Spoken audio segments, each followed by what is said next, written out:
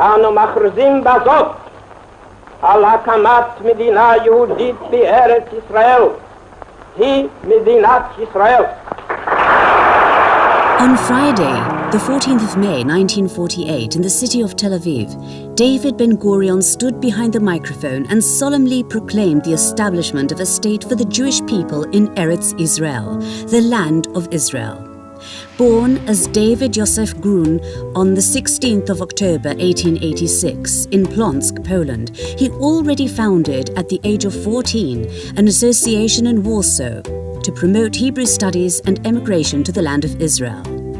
In 1948, he stood confidently and spoke in an assured voice to the hearts of the Jews who listened to him, realized the 2,000-year-old hope of independence in their historical homeland. So then, who are you, David Ben-Gurion? בארץ ישראל קם העם היהודי, בה עוצבה דמותו הרוחנית, הדתית והמדינית. At the age of 20, he emigrated to Eretz Israel and worked as a simple laborer in agriculture. He started using the name Ben-Gurion when signing the first article penned by him as the editor of the newspaper of the Labour Zionist Poalei Zion political party, calling himself after Yosef Ben-Gurion, one of the leaders of the Great Rebellion against the Romans in the 1st century CE.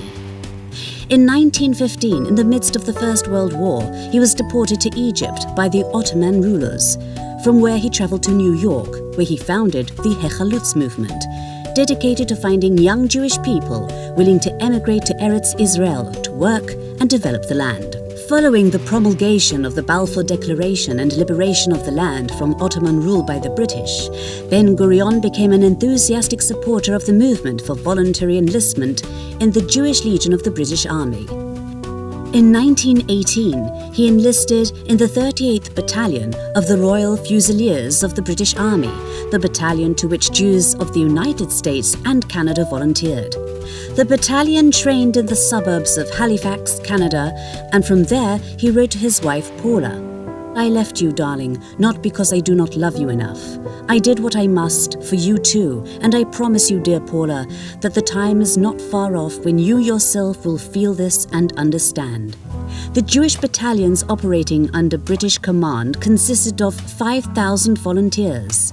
In 1918, the battalion was sent to Eretz Israel, and approximately one-half of its soldiers fought in battles that took place in the Jordan Valley and in Samaria.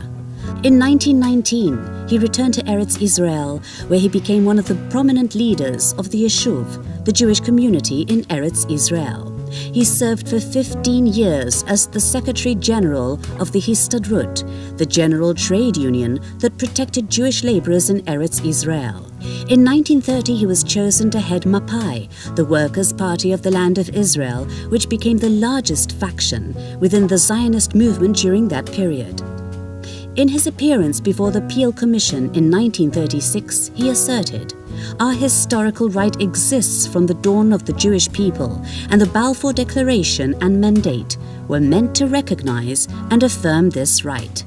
In 1937, Ben-Gurion agreed to the recommendation to partition Eretz Israel into separate Jewish and Arab states, but the Arabs rejected the partition plan.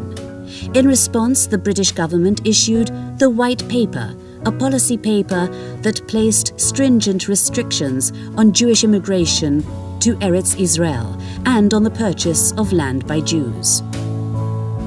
Ben-Gurion declared a quiet struggle against the British that included clandestine immigration and the establishment of Jewish settlements wherever possible, even if in prohibited locations. In spite of this struggle, Ben-Gurion supported the enlistment of Jews in the British Army that fought against the Nazis during World War II. שארית הפליטה שניצלה מהטבח הנאצי היום באירופה ויהודי ארצות אחרות לא חדלו להפיל לארץ ישראל עליו כל קשי ומניעה וסכנה. At the end of World War II in 1945, he spoke before survivors of the Holocaust in the displaced persons camps in Germany, promising to obtain visas for them to immigrate to Eretz Israel. Concurrently, Ben-Gurion began tireless efforts to purchase arms, raise funds, and prepare logistically for building an army that would be able to withstand attacks by local Arabs as well as by the armies of the neighboring Arab countries. Ben-Gurion took on himself the defense portfolio of the Jewish Agency Executive, in which position he strove to form a people's army, which became the IDF, the Israel Defense Forces, following the establishment of the state. 29 בנובמבר 1947 קיבלה עצרת האומות המיוחדות החלטה המחייבת הקמת מדינה יהודית בארץ ישראל. On May the 14th, 1948, David Ben-Gurion read out the Declaration of Independence, to which he had put the finishing touches at the ceremony of the proclamation of the State of Israel. Several hours before, Ben-Gurion had still faced opposition from within. Ben-Gurion stood firm against all the dissenting voices and succeeded in securing vital unity, emphasizing that the historical opportunity should not be missed. The Jewish state was established in the land of Israel, and Ben-Gurion was elected and appointed as Prime Minister and Minister of Defense, positions which he held for 13 years. In all, he stood at the helm of the state in the making and the Jewish state for a total of 26 years. מדינת ישראל תהא פתוחה לעלייה יהודית ולקיבוץ גלויות.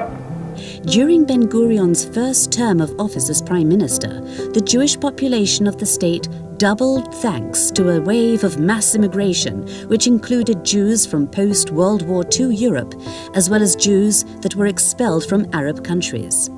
Ben-Gurion described the establishment of the state as a peerless wonder, not because of the victory over the invading Arab armies, but because of the ultimate victory of dozens of generations of Jews, dispossessed, displaced, and landless wanderers of the world, denied all rights in their countries of residence.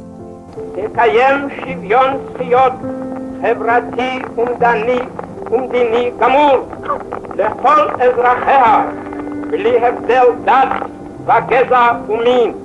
Ben-Gurion maintained that the Jewish state grant full equal rights to its non-Jewish citizens and to safeguard the holy places of all the religions, in spite of the Arab world's ongoing struggle with Israel.